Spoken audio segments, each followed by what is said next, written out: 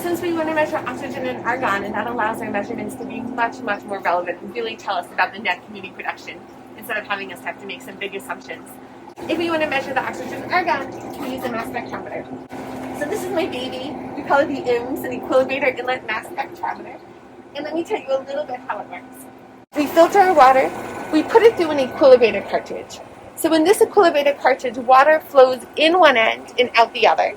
And as the air goes through the cartridge, it extracts the gases, the oxygen and argon, out of the water into this air loop.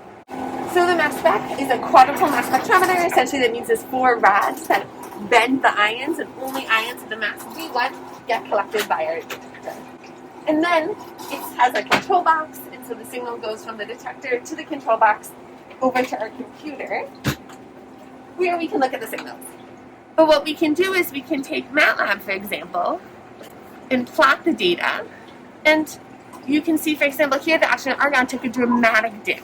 And so what will be exciting is when we combine this with the community structure data, with the temperature, salinity, physical data, to try to understand what caused oxygen to dip so much here.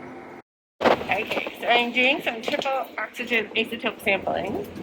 And the first thing I need to do is make sure there's no bubbles. These bubbles are a contamination hazard. And it's a little hard to see, so I use my glove to check. Good, it looks like there's no bubbles.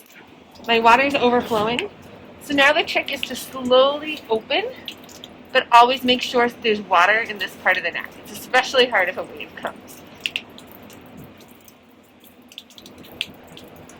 So you can see water starting to get into my bottle, but I still have water overflowing at the neck.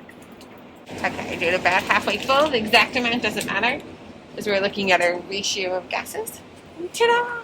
Completed sample.